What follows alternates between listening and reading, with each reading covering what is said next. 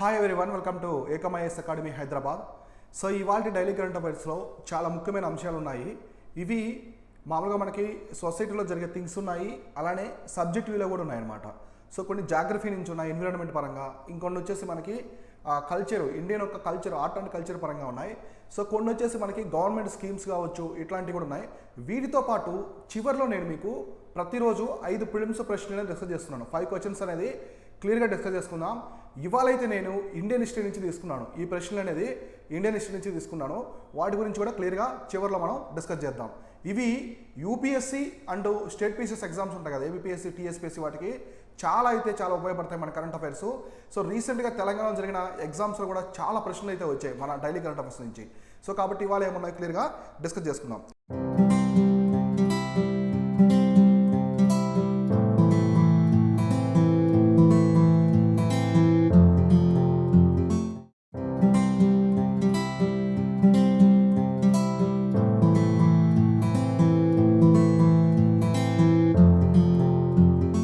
So ఇవాళ వచ్చేసి మనకి 21 సెప్టెంబర్కి సంబంధించి ఏమున్నాయో చూద్దాం. సో ఫస్ట్ వచ్చేసి saffron from Kashmir GI tagged on sites both domestic and abroad. So saffron తెలుసు కదా మీకు, కుంకుమ పువ్వు అంటాం. సో సఫ్రాన్ అంటారు, జఫ్రాన్ అని కూడా అంటారు. సో మనకి హైదరాబాద్లో ఎక్కువగా జఫ్రానీ టీ అనేది చిక్కుతుంది, చాలా బాగుంటుంది, చాలా టేస్టీగా ఉంటుంది. ఈ సఫ్రాన్ అనేది మన ఇండియాలో ఒక్క ప్లేస్లో పండుతుంది. ఈ సఫ్రాన్ వచ్చేసి ఇది ఎక్కడంటే మనకి జమ్మూ అండ్ కాశ్మీర్లో పండుతుంది, జమ్మూ అండ్ కాశ్మీర్ రాష్ట్రంలో పండుతుంది. ఇప్పుడు ఇండియన్ గవర్నమెంట్ ఏం చేస్తుందంటే హిమాచల్ ప్రదేశ్లో కూడా, అంటే నార్త్ హిమాచల్ ప్రదేశ్ కూడా లైక్ జమ్మూ అండ్ కాశ్మీర్ క్లైమేటే ఉంటుంది కాబట్టి అక్కడ కూడా పండించడానికి వాళ్ళైతే ప్రయత్నాలు చేస్తున్నారు. అది కూడా సక్సెస్ అయ్యేదానికి దగ్గరగా ఉంది. చూడాలి మరి అవుతుందో లేదో. ఇక ఇండియాలో ఏ స్టేట్లో కూడా ఈ కుంకుమ పువ్వు అనేది పండదనమాట. ఆల్మోస్ట్ మనకి కుంకుమ పువ్వు అనేది ఎట్లా కలెక్ట్ చేస్తారంటే 1 కేజీ కుంకుమ పువ్వు కలెక్ట్ చేయడానికి 3 లక్షల మొక్కల నుంచి ఆ పువ్వులు అనేది తీయాలన్నమాట. కుంకుమ పువ్వుని తీయాలి. 3 లక్షల మొక్కల నుంచి తీసిన పువ్వులు 1 కేజీ అవుతాయి. చూడండి ఎంత ఎంత వాల్యుబుల్ థింగో. సో ఇక్కడ మనం చూస్తే saffron from the Kashmir GI tagged. So farmers in the union territory of Jammu and Kashmir are now able to sell their products on domestic and international market places in the thanks to GI labelling Kashmiri saffron. మనకి మామూలుగా GI tag అంటే ఇండియాలో ఉంటుంది అనమాట. డొమెస్టిక్గా GI tag ఇస్తారు. హైదరాబాద్ అలీం కావచ్చు, హైదరాబాద్కి సంబంధించి, తిరుపతికి సంబంధించిన లడ్డు కావచ్చు, పోచంపల్లి ఇకాత్ కానీ, నెక్స్ట్ కడక్నాథ్ చికెన్, మధ్యప్రదేశ్ యొక్క కడక్నాథ్ చికెను. సో ఇట్లా మనము బాస్మతి రైసు నెంబర్ ఆఫ్ స్టేట్స్లో ఉంటుంది. రాజస్థాన్, హిమాచల్ ప్రదేశ్, మనకి ఇంకా యూపీ, పంజాబ్, ఇక్కడంతా కూడా అన్ని చాలా స్టేట్స్లో ఉంటుంది ఏది బాస్మతి రైస్ అనేది. ఇప్పుడు ఇంకొన్ని ప్రోడక్ట్స్ చూసుకుంటే బంగినపల్లి మామిడి పళ్ళు ఉంటాయి కదా. సో బనగానపల్లి మామిడి పళ్ళు ఇవి 2 స్టేట్స్కి అయితే ఉంటాయన్నమాట. ఒకటి ఆంధ్రప్రదేశ్లోని Kurnool, original place, exact place వచ్చి ఆంధ్రప్రదేశ్లోని కర్నూలు. కాకపోతే మనకి మహబూబ్ నగర్లో కూడా ఉంటాయి, తెలంగాణ మహబూబ్ నగర్. కాబట్టి 2 స్టేట్స్లో ఇచ్చారు. అట్లా ఇప్పుడు ఈ సఫ్రాన్ వచ్చి ఓన్లీ కాశ్మీర్లోనే ఉంది, ఎందుకంటే అక్కడ మాత్రమే పండుతుంది కాబట్టి. ఇప్పుడు ఈ జిఐ ట్యాగ్ని డొమెస్టిక్గా ఇచ్చారు, ఇంటర్నేషనల్ లెవెల్లో కూడా ఇచ్చారు. ఇంటర్నేషనల్ లెవెల్లో కూడా కాశ్మీర్కి సఫ్రాన్కి జిఐ ట్యాగ్ ఉంది, గుర్తుపెట్టుకోండి. సో ఇక్కడ ఇచ్చారనమాట. So this was said by the Chaudhary Mohammad Iqbal, director of agriculture in Kashmir, who today visited to Indian International Saffron from the Kashmiri Trade Center in Dasu in the Pampore neighborhood, the Pulwama district of South Kashmir, to see how it was operating there. So చూడండి ఇక్కడ, so India international saffron from the Kashmir trade centre, ఇదంతా ఒకే organisation అనమాట. So India international saffron from Kashmir trade centre అనమాట. ఇక్కడ నుంచి international లెవెల్లో కూడా ఇదనేది వెళ్తుంది కుంకుమ పువ్వు. సో మనకి ఇక్కడే కాకుండా నైజీరియాలో కూడా, ఆఫ్రికా దేశాల్లో కూడా కుంకుమ పువ్వు అనేది చాలా క్వాలిటీ కుంకుమ పువ్వు అనేది ఉంటుంది మన అక్కడ కూడా. సో నైజీరియాలో కూడా, నైజీరియా, కాంగో ఆ రీజన్స్ ఉన్నాయి, అక్కడ కూడా కుంకుమ పువ్వు అనేది పండుతుంది. సో మన ఇండియాలో అయితే జమ్మూ అండ్ కాశ్మీర్లోనే పడుతుంది. చాలా వాల్యుబుల్ థింగ్ ఇది. So one of the most expensive species అని చెప్పుకోవచ్చు అనమాట.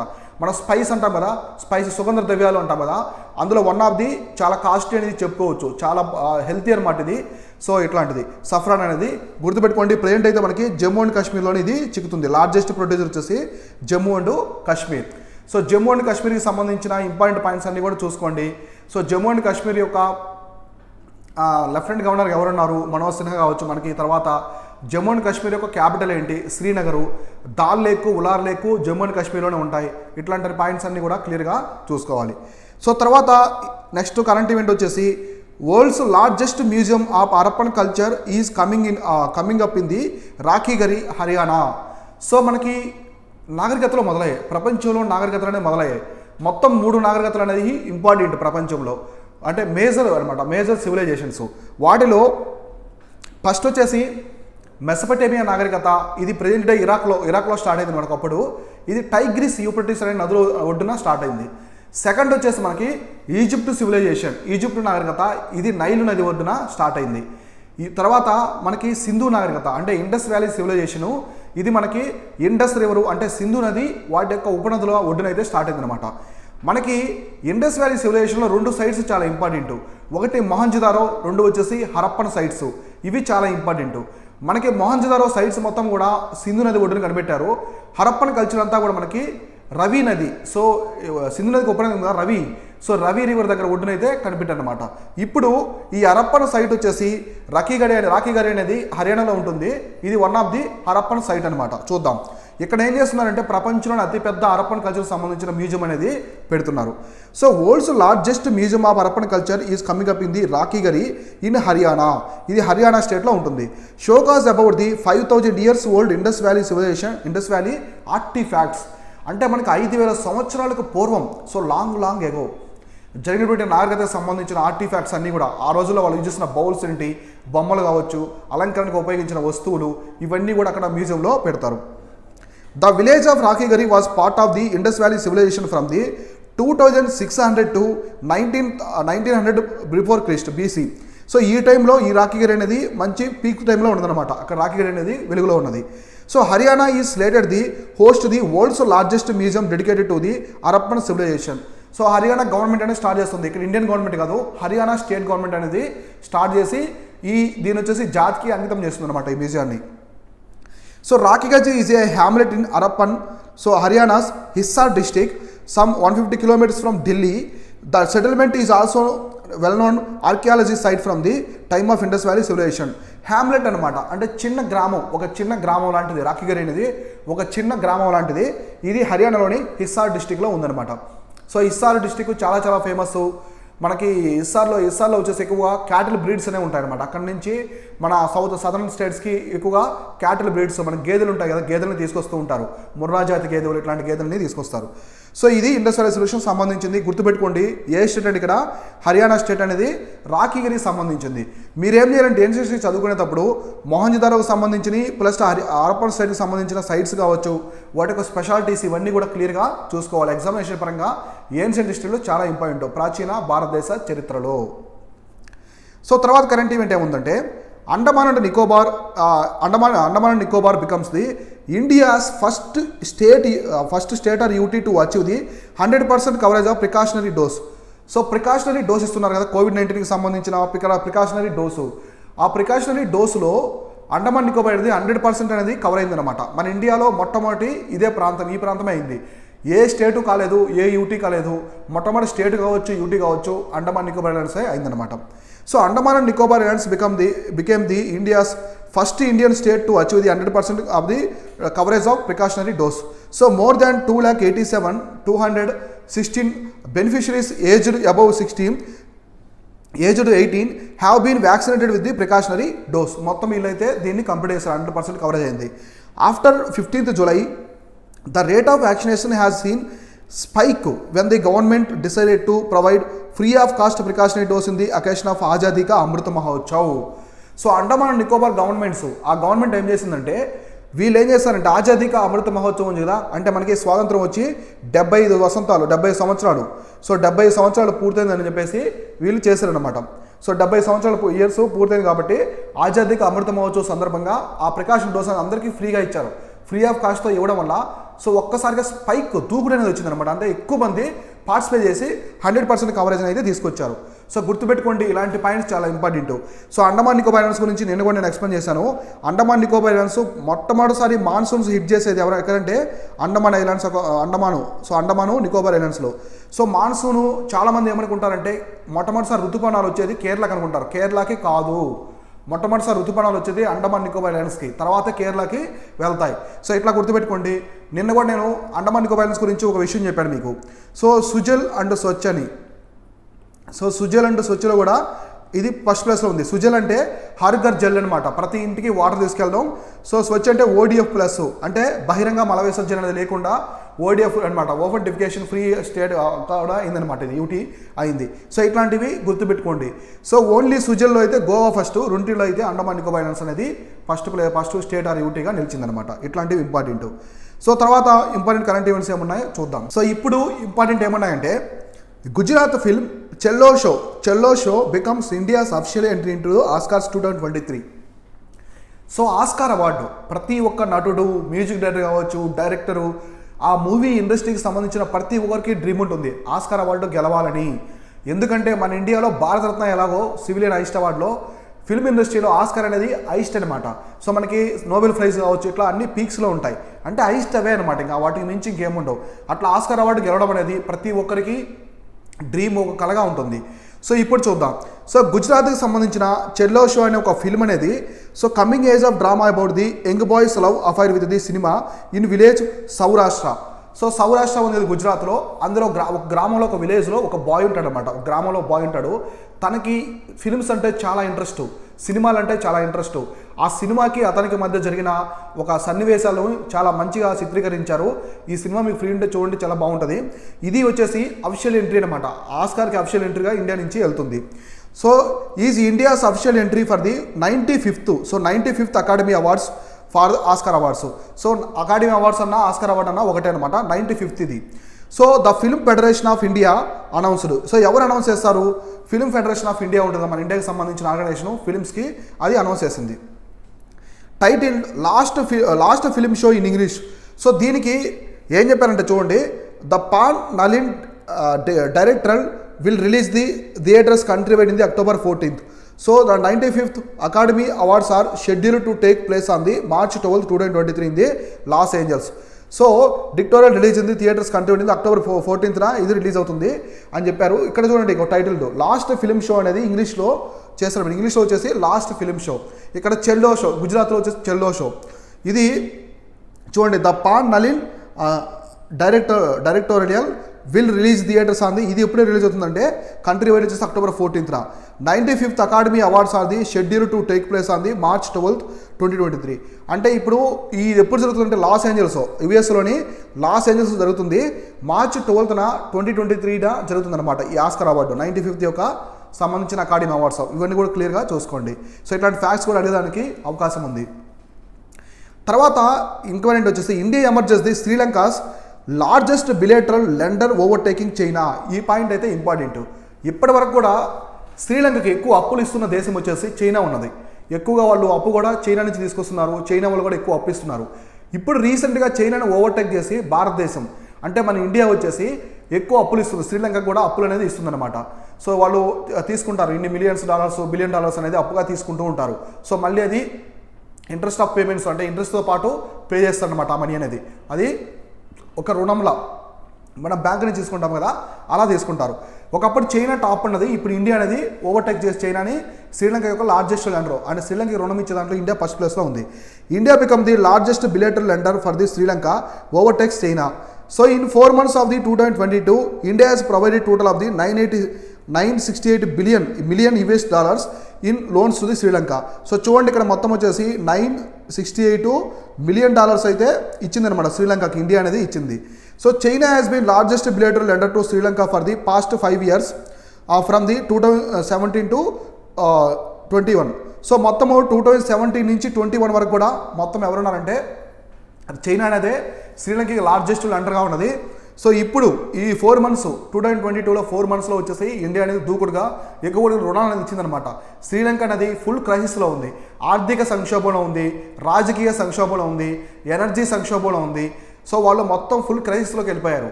సో అందువల్ల ఎందుకు వెళ్ళిపోయిందంటే మీకు అందరికీ చాలాసార్లు కూడా చెప్పాను, ఆ కంట్రీ శ్రీలంక అనేది దానికి ఇన్కమ్ ఎక్కడి నుంచి వస్తుంది, మేజర్ ఇన్కమ్ అనేది టూరిస్ట్ డిపార్ట్మెంట్ నుంచి వస్తుంది, టూరిజం నుంచి వస్తుంది అనమాట. ఒక్కసారి కోవిడ్ వల్ల 2 years అనేది టూరిజం మొత్తం ఆగిపోవడం వల్ల మొత్తం వాళ్ళ దగ్గర ఉన్న ఫారెన్ రిజర్వ్ మొత్తం కూడా అయిపోయిందనమాట. ఇప్పుడు ఫుడ్ కొనాలి, బయట దేశం నుంచి ఫుడ్ కొనుక్కోవాలన్నా, ఆయిల్ కొనుక్కోవాలన్నా, క్రూడ్ ఆయిల్ కావచ్చు, న్యాచురల్ గ్యాస్ కొనాలా, ఏమి కొనాలన్నా డాలర్స్లో పే చేయాలి. వాళ్ళ దగ్గర డాలర్స్ అయితే లేవు. సో అటువంటి పరిస్థితి అనేది వచ్చింది. శ్రీలంక కరెన్సీని ఎవరు యాక్సెప్ట్ చేయరు.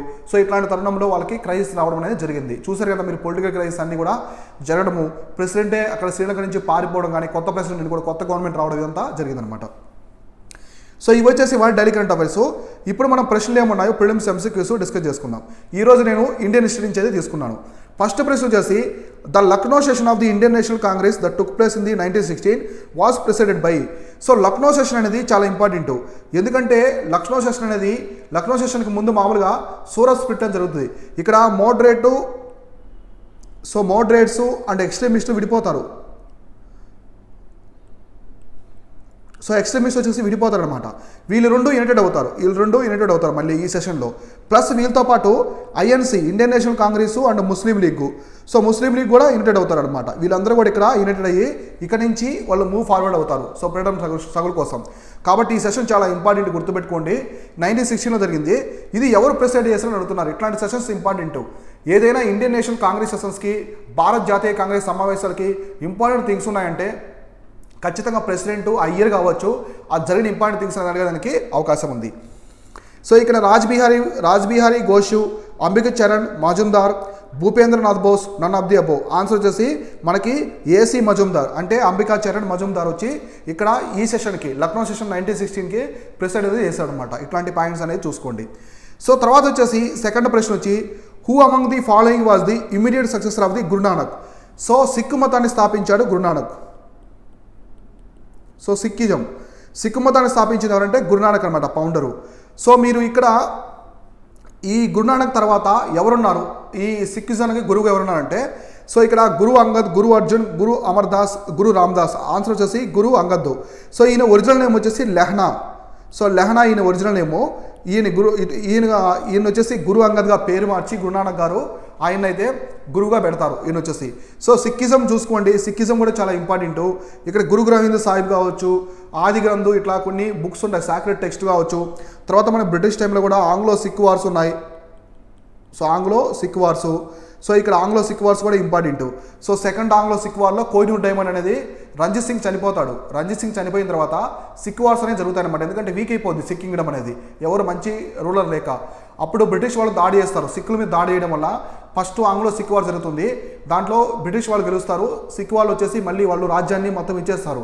కానీ కొంతమంది సిక్కు ఇంకా ఆర్మీ ఉంటుంది వాళ్ళకి. వాళ్ళు ఏం చేస్తారంటే ఈ ఈస్ట్ ఇండియా కంపెనీకి సంబంధించిన కొంతమంది ఆఫీసర్స్ని మర్డర్ చేస్తారు సిక్ ఆర్మీ. చేయడం వల్ల మళ్ళీ సెకండ్ ఆంగ్లో సిక్ వార్ వస్తుంది.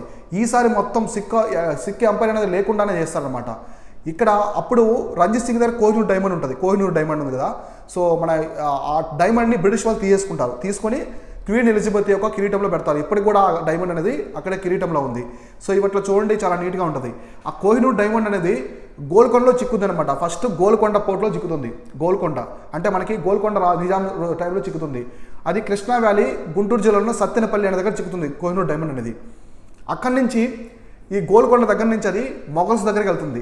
సో మొఘల్స్ దగ్గరికి వెళ్ళిన తర్వాత మొఘల్స్ నుంచి మళ్ళీ దాడి చేస్తారు. దాడి చేసి ఈ రంజిత్ సింగ్, నదీర్ షా వీళ్ళు ఉన్నారు కదా, వాళ్ళకి హెల్ప్ చేస్తాడు అనమాట. కొంతమంది ఫారినర్స్కి హెల్ప్ చేస్తాడు రంజిత్ సింగ్.